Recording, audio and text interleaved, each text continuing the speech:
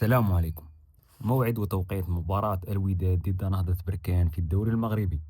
تتجه أنظار عشاق كرة القدم المغربية سهرة هذا الأحد إلى قمة نارية من قمم الدوري المغربي، حيث يحتضن ملعب محمد الخامس بالدار البيضاء كلاسيكو المرتقب بين نادي الوداد الرياضي وغريمه التقليدي نادي نهضة بركان، بداية من الساعة 10 ليلا لحساب منافسة الجولة 14 من البطولة الاحترافية.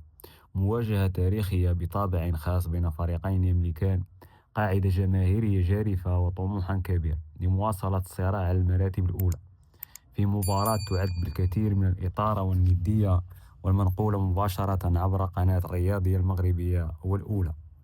أما بالنسبة للترتيب، يأتي فريق الوداد في المرتبة الثالثة ب23 نقطة. يأتيه فريق نهضة بركان في المرتبة السابعة